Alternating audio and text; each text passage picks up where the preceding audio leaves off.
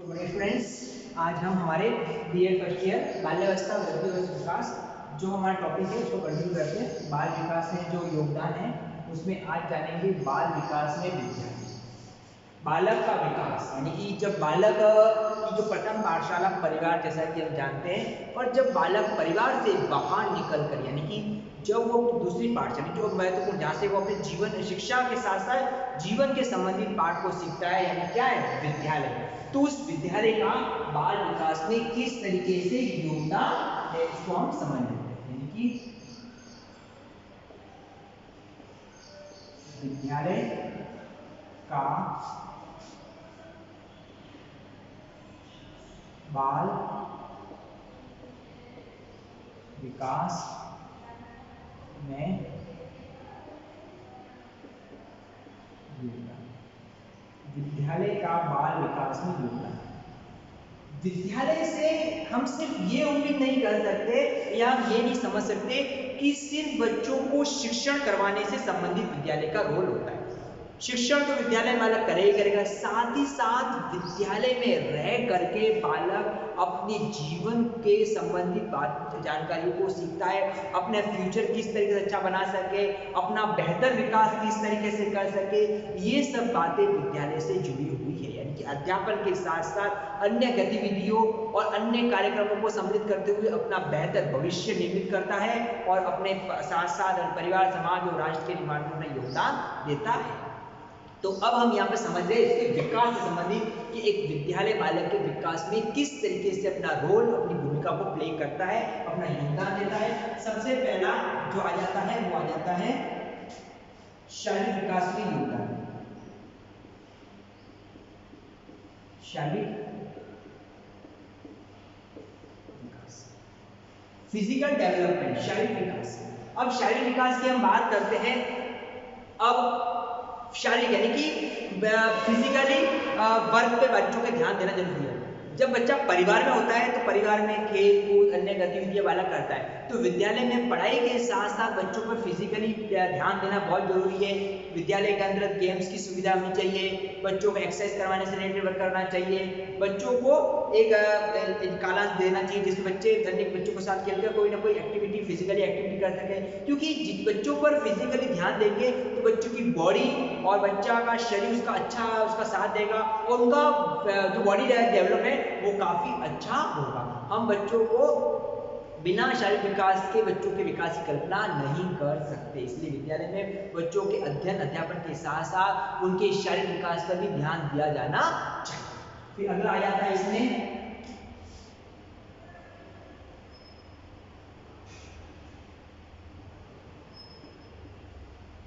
मानसिक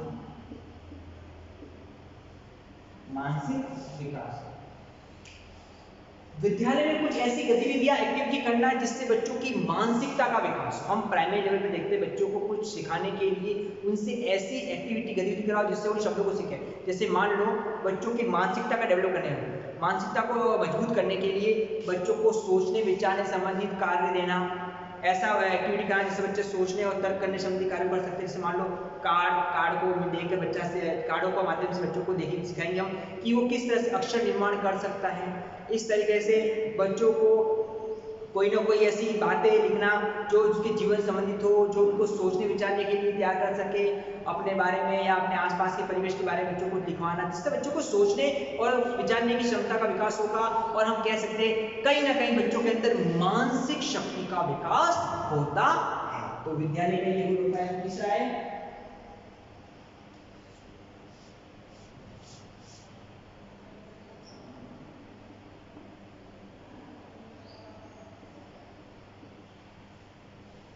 संवेगात्मक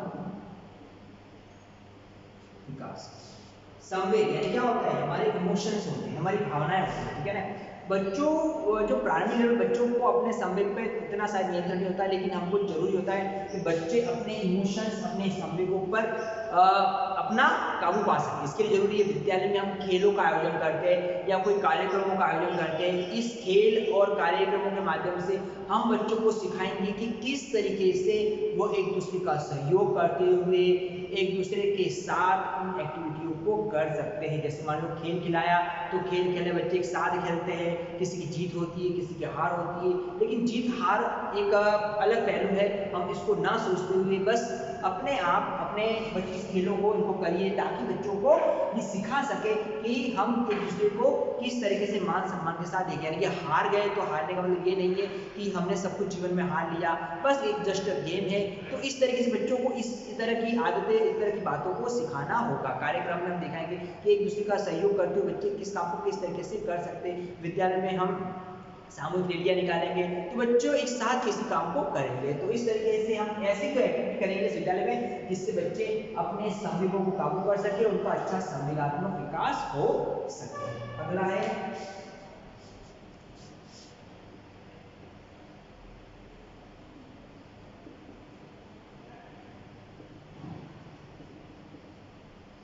भाषा विकास, language development. ये भी जरूरी है कि बच्चों में अच्छी भाषा का निर्माण करने के लिए, अच्छी लैंग्वेज डेवलप करने के लिए विद्यालय का रोल अहम होता है। क्योंकि विद्यालय में हम देखते हैं कि विद्यालय के अंदर हम निबंध प्रतियोगिता आयोजन करेंगे, कविता पाठ का आयोजन करेंगे, कहानियों का कहानी से बच्चों से बुलवा सकते हैं, टीचर बोल सकता है। इस तरीके से हम बच्चों के साथ भाषा विकास में हम योगदान दे सकते हैं। तो विद्यालय का ये रोल होता है क्योंकि बच्चा जब घर से जाता है तो सबसे पहले अपनी मातृभाषा को जानता है जो उसके परिवार बोली होती है। तो विद्यालय का दायित्व होता है कि उसको उसकी जो प्रादेशिक भाषा या राष्ट्रीय भाषा उससे परिचित कराए, उसके शब्दों से परिचित कराए, बच्चों को धीरे धीरे मानकीकृत भाषा पर लेकर आवे।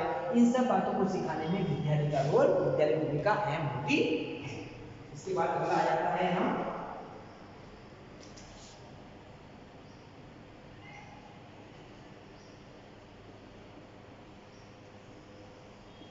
सामाजिक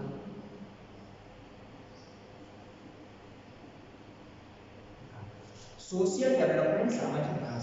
मनुष्य एक सामाजिक प्राणी है, समाज में उसका अस्तित्व है, यानी कि समाज में रहता है। ठीक है, तो सामाजिकता पाठ निभाने के लिए कि वो अपने जब पढ़ाई पढ़ लिख लेगा तो पढ़ने के साथ अपने परिवार और समाज के विकास में अपना किस तरह से योगदान सकता है। बच्चा खुद का सामाजिक विकास करेगा तो साथ साथ अपने परिवार, अपने आस पड़ोस, राष्ट्र के विकास में अपना योगदान दे सकेगा।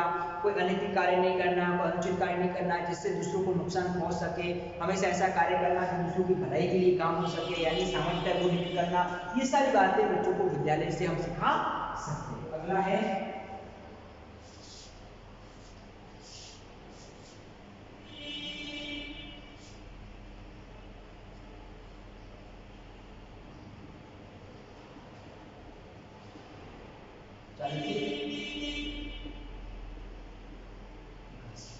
चरित्र, कैरेक्टर।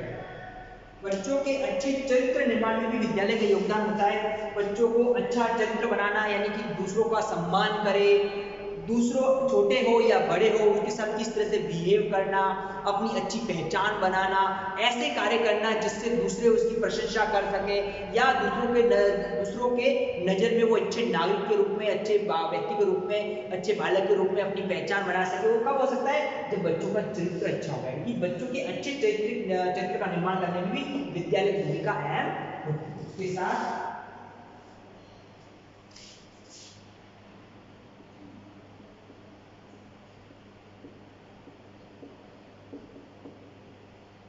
सृजनात्मकता का विकास।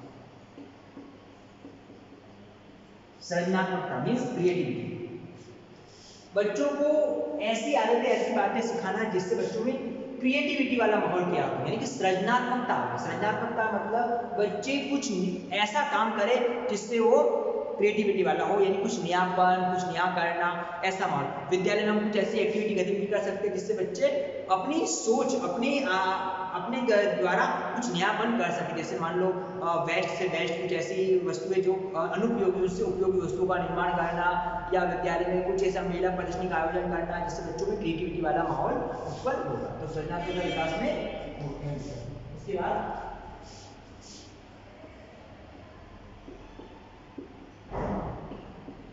शैक्षिक विकास। ये तो अच्छे से समझ सकते हैं कि विद्यालय अपने आप में बालकों के शैक्षिक विकास में अच्छा योगदान देता है, अच्छी शिक्षा प्रदान करने में। क्योंकि विद्यालय में विद्या ग्रहण करने का स्थान, ठीक है, तो बच्चों को अच्छी विद्या, अच्छा ज्ञान प्रदान करने में विद्यालय का अहम भूमिका होती है। अगला है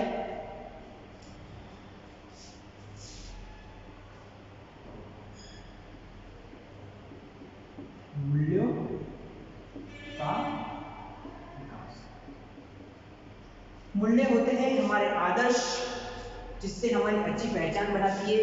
अच्छे आदर्श के निर्माण में भी विद्यालय का योगदान होता है। वो कोशिश करता है कि बालकों में किस तरह से अच्छे आदर्शों का निर्माण कर सके, अच्छे आदर्श प्रदान कर सके। इसके लिए दूसरों का सम्मान करना, छोटों का सहयोग करना, अपना दूसरों के साथ किस तरह से बिहेव आचरण करना, नैतिकता का पाठ रखना, ये सब बातें इस मूल्य के अंतर्गत आ जाती है। ठीक है, इसके साथ साथ अगला है श्रम की महत्ता का विकास। श्रम यानी कि जीवन में श्रम करना।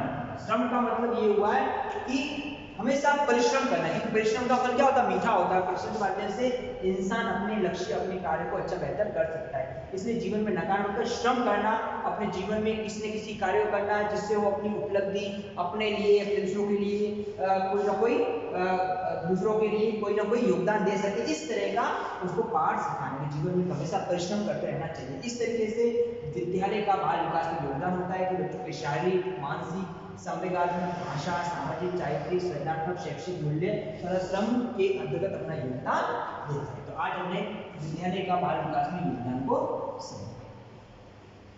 अब इससे रिलेटेड आज का आपका असाइनमेंट है जो आपको घर में रहते हुए करना है, कि आपको घर से ही अपनी स्टडी को करना है। तो आपका असाइनमेंट है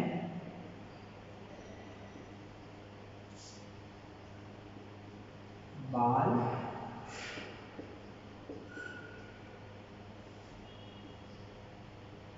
विकास में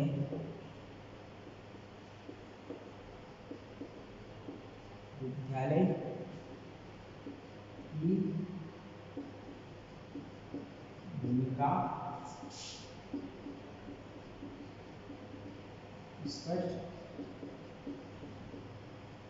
तो बाल विकास में विद्यालय की क्या भूमिका, इससे रिलेटेड आपको अपना असाइनमेंट करना है। स्टूडेंट जैसे पता है कोविड इसका समय काफ़ी क्रिटिकल होता जा रहा है, तो सरकारी नियमों का पालन करते हुए घर पर रहना है, सेफ रहना है, और हमको अनावश्यक घर से बाहर नहीं निकलना है। आवश्यक पड़े तो ही निकले, वो भी जरूरत के हिसाब से, और जितनी हो सके घर पर रहेंगे, दूसरों को सुरक्षित रखेंगे और परिवार, समाज, राष्ट्र के विकास में अपना योगदान देंगे।